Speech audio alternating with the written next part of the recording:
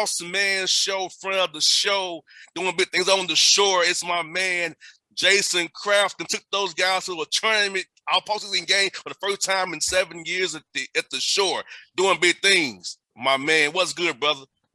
Bossman in the house. What's going on? UMES Hawks here. My backdrop is different. I'm on the road recruiting right now, so you got the hotel backdrop. We got the American flag. We got some buildings that we're not used to seeing at the Eastern Shore. I hear that. Hey, it's all good. Hey, that means you grinding and working. Like your team grinded and worked all year long. So, bro, we talked about it. We talked about it last time, bro. They had you ranked dead freaking last in the country for its rankings, and look what you did. 11 wins. Your team defended like crazy. All year long, hustled, scrapped, showed that toughness. I know you have been from New York, working in Philadelphia. I saw your personality in your team, brother, and I'm happy for you, man, because you've been through hell and back, and you persevered, and your boys still play for you, man, this year. Yeah, we had a tough year, and I thought that the guys, regardless of the fact that we were ranked dead last in Sports Illustrated, I think we really that not playing last year, just the hurt, the pain from not being able to participate and watching others do it, I think it carried over and it added to our edge. So, am I from New York? And I'm in New York right now, trying to recruit some New York guys, and we love guys from the Northeast and the inner cities and from tough backgrounds that can bring some blue collar toughness to our program. We've got some guys from Baltimore, from Cali, we got guys from all over, and they all come from places where we look for blue collar toughness. And I think you saw that in our basketball team. They really embraced it to be top 10 in the country in 3 different statistical categories: steals per game, steals percentage, and turnover force. That was a testament to how hard they played, and they bought into that. So we got to just take the things that we did on a positive level this year and try to capitalize off it and build off it as a foundation as we move forward. How happy are you to go to spring practice this year, knowing you got guys there, man, that can ball for you and getting them to work out some more, get them better play development wise? Because I know play development is part of your background. So getting those guys better, showing them how to improve their games over this summer here, so you can be even better next year defensively. And using the example of St. Peter's, like look, some situation you're in, kind of sort of with resources, how school is, they can do it. Why can't the Shore do it? Yeah, I think you look at those situations, and shout out to Shaheen Holloway, shout out to St. Peter's and what they did. We do a lot of similar things on both sides of the ball. I thought that their team executed at a higher level. What we got to do with our team is we got to carry over that same defensive intensity that we had. It had us one of the best in the country. And we've got to get more consistency with our offensive execution. I think my first year, we struggled to make shots. I think this year we struggled with consistency in terms of just like that unified daily buy-in of executing our offense. If we do that with consistency like we did on the defensive end, it's arguable that we could have been doing some of the things St. Peter's were doing. When you saw some of our games, you saw us against UConn. You saw us, later in the conference season, with some big blowout wins over North Carolina Central and Coppin State. Central being one of the premier programs in the league, and Coppin State going on and playing in the conference championship game against a good Norfolk State team, and unfortunately not being able to pull off the upset, or actually, fortunately for Norfolk, they were able to pull off and be the team that won it and represented our league. But so yeah, for us in the spring, it's going to be about getting back to work, working on some skill development, working on moving the basketball, tightening up our offensive execution, and then carrying that over to the spring while we recruit and add players. Bossman, we're going to lose a good amount of guys too to graduation and things like that. So we'll have some core guys back. We're also out recruiting to bring in some new talent. No doubt, man. And that portal thing can help you out a lot because, like, look, guys see that you got some brewing over there. I mean, coaches and fraternities told me your guy doing some things over there at UMS. Yeah, that's my guy. I'm going to tweet out my guy one way for sure. That's my dude. You don't know what he's doing. So guys in the profession see what you're doing, brother. They tell me about it offline, like your man does things up there. Yeah, he is. He's doing something over there. Some brewing on the shore over there, man. So I think, bro, the portal gonna see guys. Well, they're in the MEAC conference. This conference got better in the MEAC, top to bottom over there. So why would I play for this guy who's got an NBA background, could help me play professionally, whether it be in the G League or the NBA or overseas as well, with your style, defensive style of play, showing them how to actually defend. If you can defend, you can play for a long time. You can make shots as well. It helps too. Yeah. So the way you coach and play, it'll help guys who want to play beyond college basketball, in my opinion.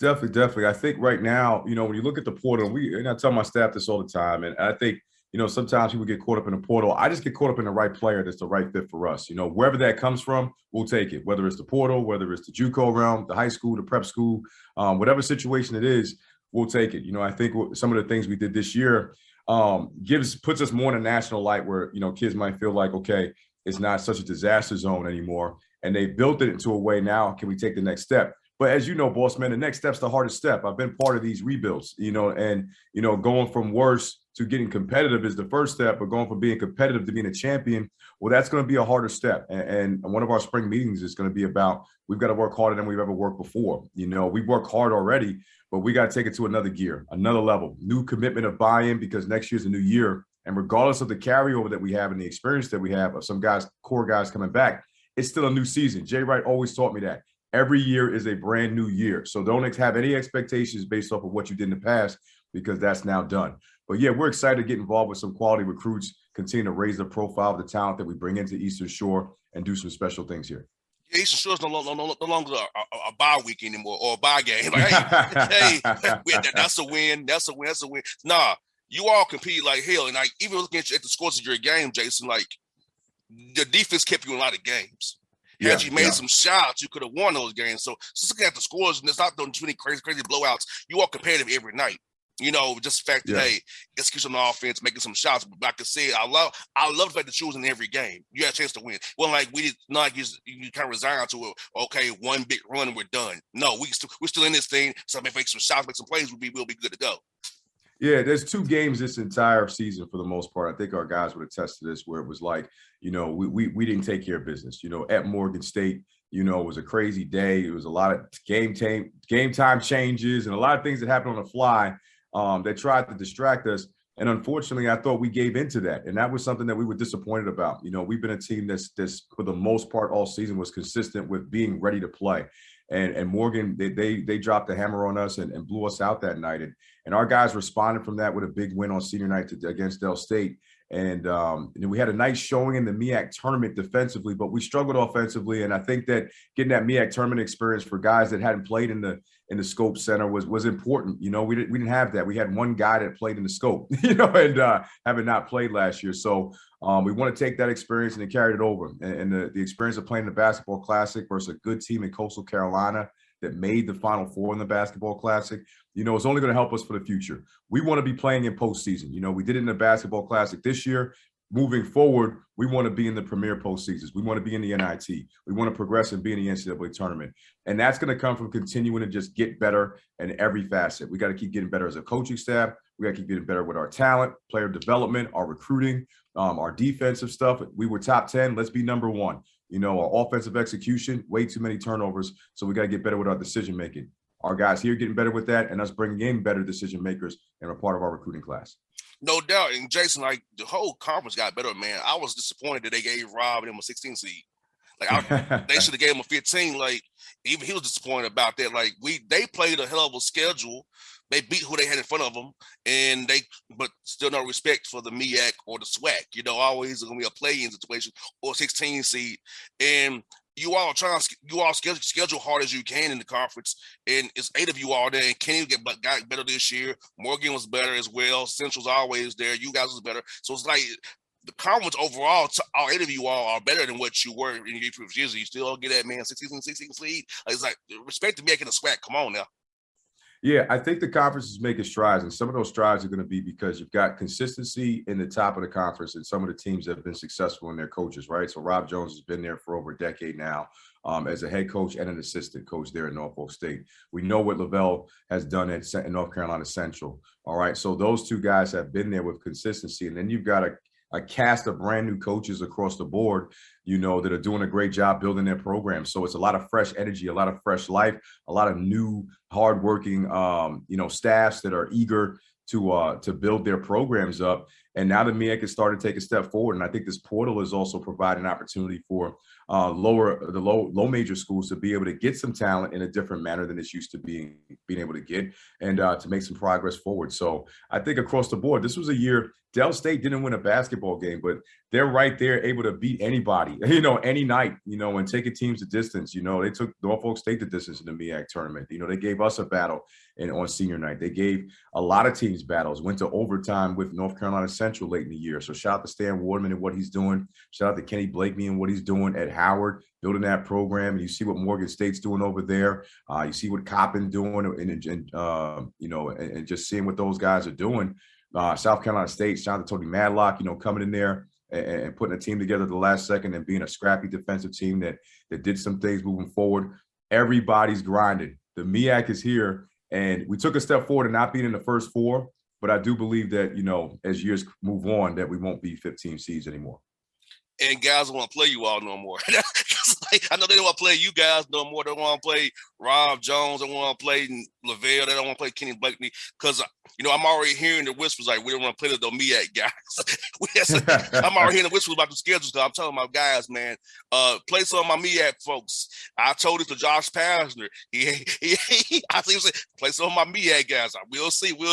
So I'm telling guys who I talk to, then how much to give y'all opportunity because just play them.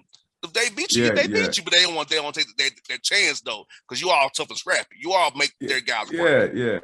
Well, I still think that, it's the disrespect that our league gets still. No one wants to lose to an HBCU because of what the perception may try to be of us. You know what I mean? Like supposedly we can't coach, supposedly we can't do certain things. So if you lose to us, it's an embarrassing loss. When really there's some great coaches at this level that do some dynamic things and can make some things happen. And I think, teams saw that. So now they're a little bit kind of hesitant on doing that because it's a black cloud in their schedule. And really it's like, no, you played against a really good basketball team and they showed up to play. And we deserve the respect to be able to play against anybody on any given night. We deserve the respect to move up in the NCAA tournament rankings and get higher seeds and all those things. And, the HBCUs and the black coaches can coach. We can get some things done. And don't be afraid to play us. No doubt. That's what I'm thinking.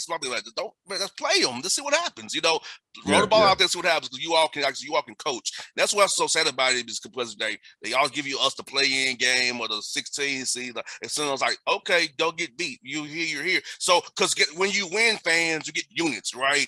It helps the conferences, right? Now, of course, Texas Southern got a unit for the SWAC. It's good, but Johnny Jones team shouldn't have been in the first four. Let's be real about that. Let's be real about that, right? So It does help the conference if you win in the first four, but why have to be in that situation to begin with?